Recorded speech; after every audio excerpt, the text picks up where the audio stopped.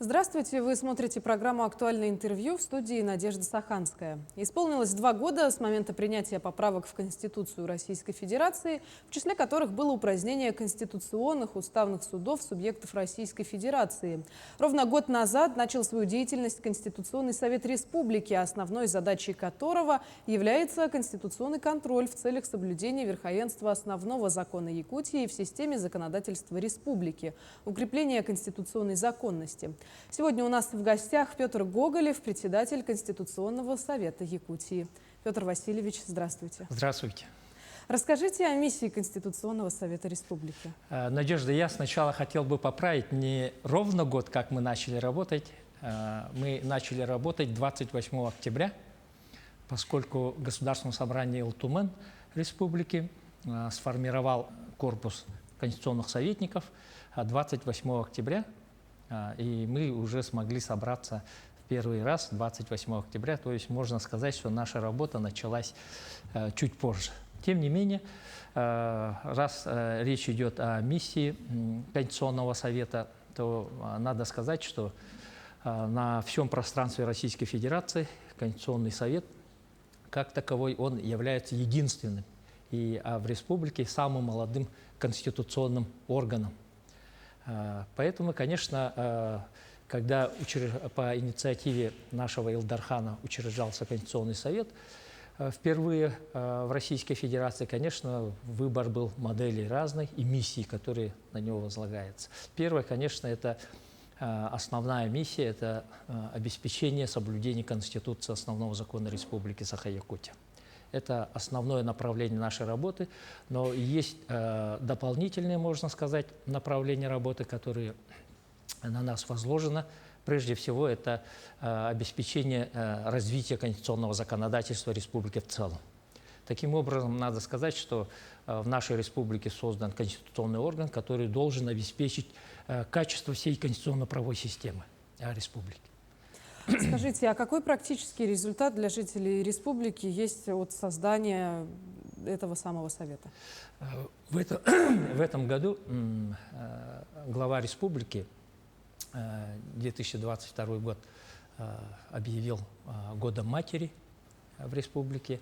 И таким образом надо сказать, что вся система государственных органов, весь механизм государства, он направлен как раз на одним из самых основных акцентов это является как раз государственная политика в сфере материнства, детства, семьи.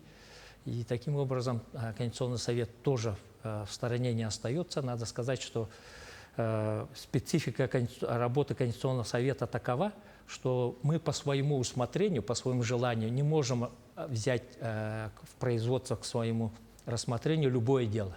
Должно быть обязательно обращение специальных субъектов, которые предусмотрены в законе. Они прописаны в законе, начиная от главы республики, завершая группой муниципальных депутатов. Вот только они могут обратиться в Конституционный совет для того, чтобы мы рассмотрели дело. И надо сказать, что мы рассмотрели с января этого года как раз в русле реализации государственной политики в сфере охраны прав детства, материнства, отцовства, семьи.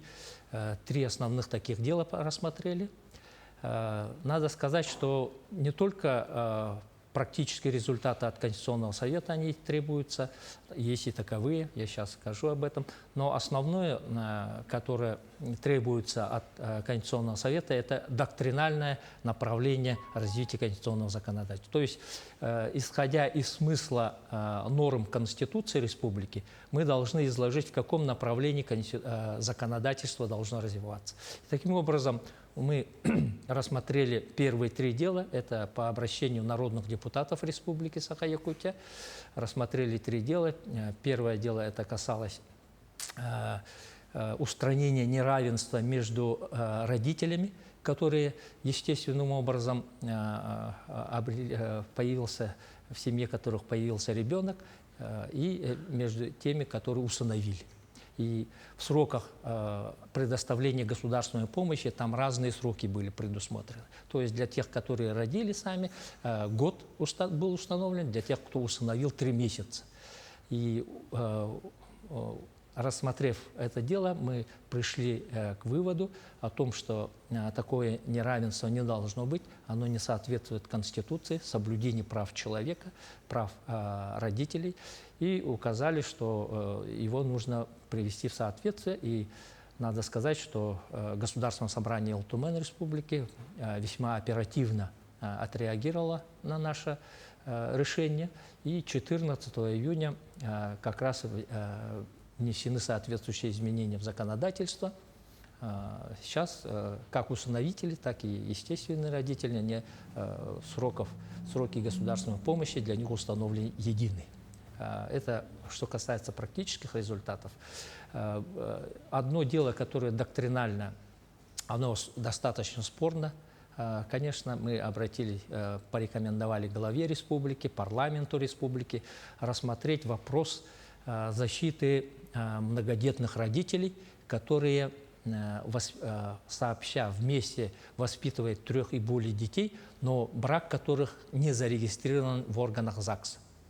То есть они имеют по их желанию родители не регистрируют брак, это могут быть разные обстоятельства, но у них 3 и более детей. Да? Это достаточно весомый аргумент для того, чтобы государство обратило на этих родителей особое внимание. Но, к сожалению, здесь тоже есть неравенство.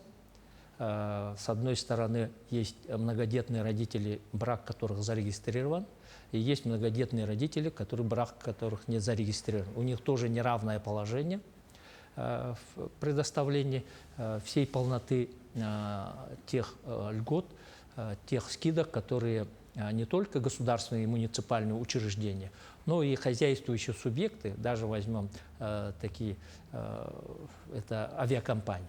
Да, авиакомпании. Вот как раз дело в нашем рассмотрении появилось по обращению народного депутата Ивана Ивановича Слепцова, к которому обратились граждане, которым было отказано в льготе на перелет авиатранспорта. То есть им сказали, что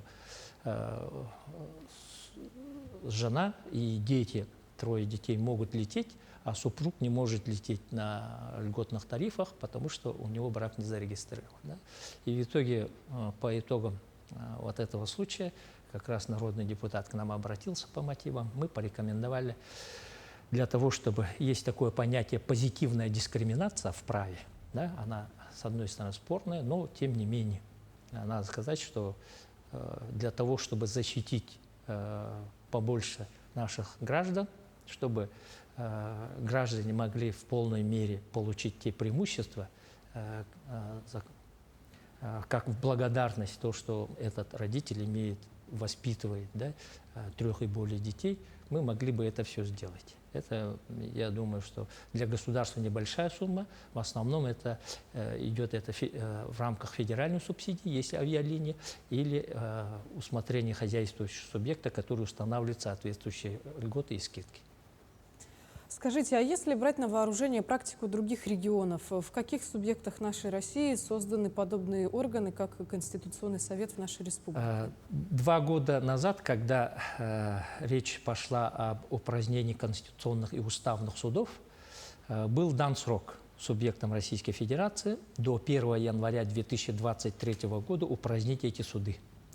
Надо сказать, что, безусловно, в производстве конституционных и уставных судов было не так много дел, но это и объяснимо, это закономерно, поскольку специфика этих судов, она в корне отличается от судов общей юрисдикции или арбитражных судов, которые рассматривают текущее дело. А здесь речь идет о том, чтобы уяснить смысл Конституции. Поэтому и таких дел мало. Наибольшее количество дел рассматривал Конституционный суд Татарстана. Такие конституционные суды, например, Чечни, Адыгеи, у них уже несколько лет рассмотренных дел вообще не было. Ну и в итоге на сегодняшний день надо сказать, что кроме Республики Саха-Якутия, принят соответствующий закон в Республике Адыгея. В Республике Адыгея принят закон, но в полном составе он пока как совет не организован. Мы знаем, что проекты законов о создании конституционных советов имеются в Республике Татарстан и в Республике Башкортостан. Мы проводили в июне, то есть совместно с Высшей школой экономики, участвовал на круглом столе, где я выступал основным спикером, и на котором участвовали тоже председатели конституционных уставных судов. И по информации, которая там прозвучала, эти проекты законов соответствующих республик, они будут рассмотрены осенью. И речь идет о том, что 31 декабря текущего года это крайний срок, когда они должны упразднить суды, и если есть, они усматривают необходимость, они могут создать Конституционный совет. Петр Васильевич, а если говорить о предстоящих мероприятиях, какие планирует Конституционный совет республики в рамках объявленного года культурного наследия? Наверное, это очень правильный вопрос, Надежда, поскольку я уже затронул то, что в год матери Конституционный совет уже проводит работу, не только рассмотрение дел, но и отдельные мероприятия мы проводим. Что касается года культурного наследия народов России, безусловно, это очень важнейший посыл, который президент Российской Федерации задал всей нашей стране. И в рамках этого мы совместно с Общественной палатой республики провели мероприятие на площадке Общественной палаты. Называется «Заседание Общественного консультативного совета Конституционного совета Республики Саха-Якутия», на котором приняли участие